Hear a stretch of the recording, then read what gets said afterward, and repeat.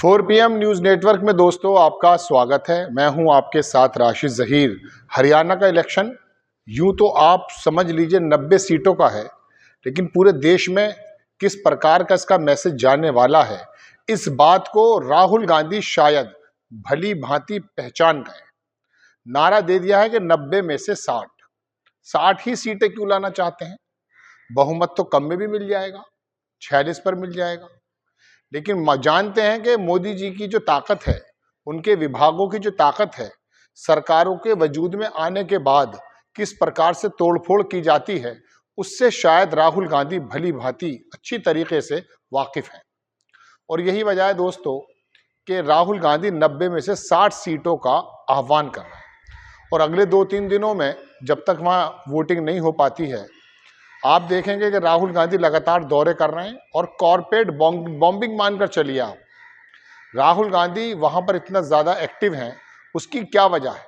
हरियाणा के इलेक्शन के बारे में मैंने आपसे कोई बहुत ज्यादा चर्चा नहीं की, क्योंकि वहां सरकारों का बनना बिगड़ना एक खेल की तरह होता है।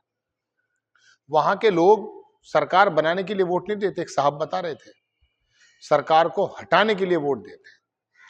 अब बेरोजगारी में हरियाणा का नंबर क्या है ये तो आपके सामने बारहा आ चुका है, लेकिन वहाँ भूपेंद्र सिंह हुड्डा की जब सरकार थी तो हरियाणा वाकई अच्छी तरीके से फल फूल रहा था।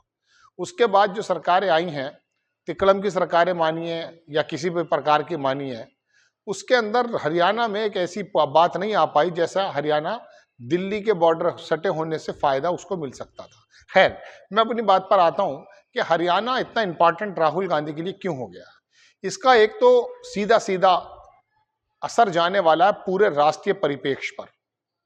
मोदी जी की जो चमक पूरे देश में इस समय फीकी पड़ रही है, राहुल गांधी हरियाणा के अंदर 60, 70, 75 सीट लाकर ये बताना चाहते हैं कि देश के अंदर बदलाव की लहर बह रही है।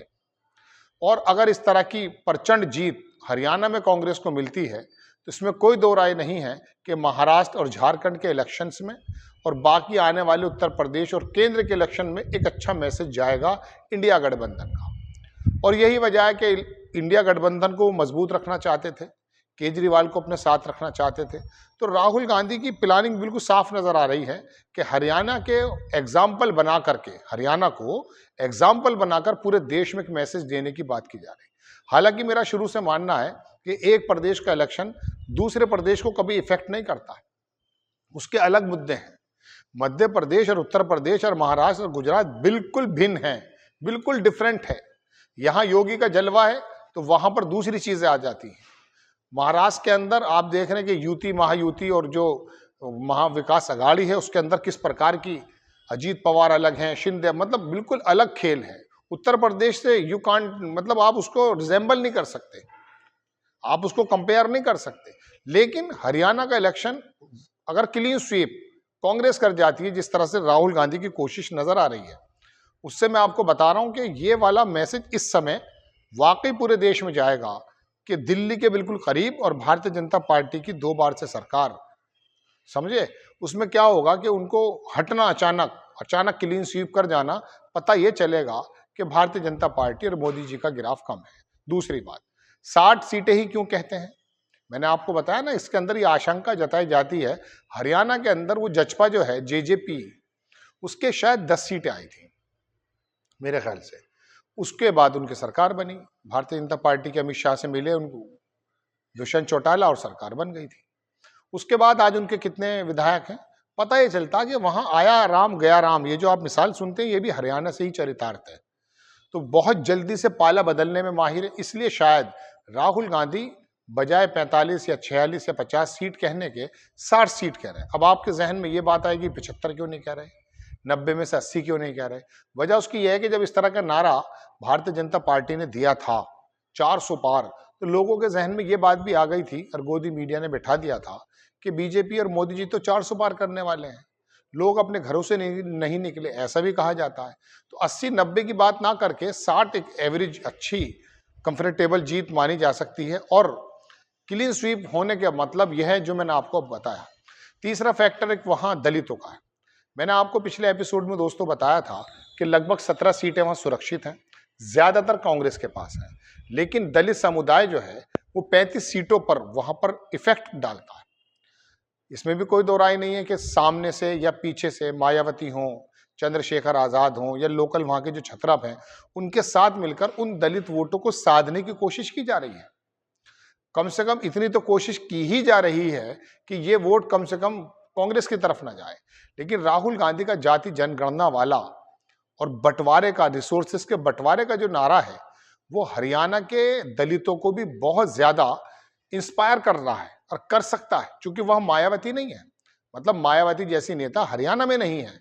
लड़ तो रही है वो किसी के साथ गठबंधन करके, लेकिन वहां इफेक्ट नहीं है। वहां का जो दलित है वो मायावती का ऐसा नहीं है कि जो उत्तर प्रदेश के अंदर कुछ हालात दिखाई देते हैं, हालांकि कुछ कम हुआ है उत्तर प्रदेश में भी।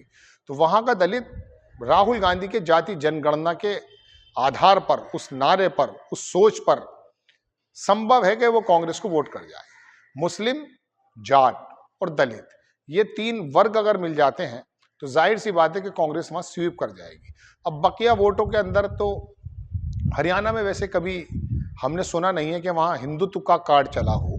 हालांकि कोशिश ये पूरी करते हैं, खट्टर साहब हों, बाकी तमाम नेता हों, इस तरह के बयान तो वाकई आते हैं।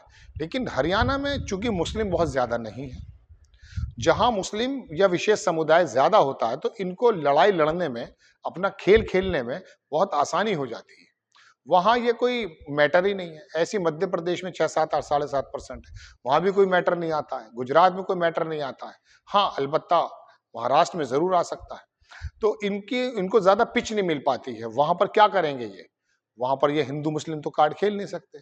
वहां पर तो इनको अपनी नाकामियां, उनका जवाब देना ही पड़ेगा। और दूसरी बात, हरियाणा जिस नाम से जाना जाता था, थोड़ी तरक्की की तरफ था, इसमें कोई दो राय नहीं है। दिल्ली से जब खाली हुआ दिल्ली, तो हरियाणा, गुड़गांव, मानेसर, ये तमाम जो वो एरिया है, वहां पर तमाम फैक्ट्रीज लगी हैं, बड़े बड़े उपक्रम लगे हैं। लेकिन पिछले दिनों कई 5-10 सालों की अगर मैं आपसे बात करूं, तो हरियाणा का वो वर्चस्व, वो पोजीशन नहीं रही। बेरोजगारी में नंबर 1 जा रहा है या दूसरे नंबर पर जा रहा है। थोड़ा लॉ एंड ऑर्डर का भी इशू है, और वहाँ और बाकी चीज़ों का भी इशू है, किसानों का है, अग्निवीर का है, पहलवानों का है, बहुत सारे मुद्दे हैं।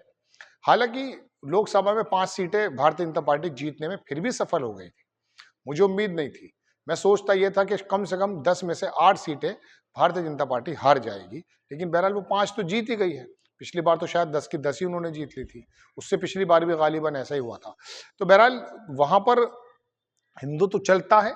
वहाँ जो पंजाबी समाज है, और थोड़ा सा जो उत्तर भारतीय हैं, और जो ठाकुर हैं, और मतलब जो भारतीय जनता पार्टी का थोड़ा कोर वोट माना जाता है, उसके बारे में तो आप कह सकते हैं। लेकिन ये बाकी जो 3 वोट मिलता है, इससे राहुल गांधी वो मैसेज शायद देश को देना चाहते हैं जो मैंने आपके सामने अभी रखा है। आपको खबर कैसी लगी, अपनी राय कमेंट्स बॉक्स में जरूर दीजिएगा। चैनल को सब्सक्राइब कीजिएगा, शेयर कीजिएगा। नेक्स्ट टाइम मैं किसी खबर के साथ हाजिर होता हूँ। जय हिंद।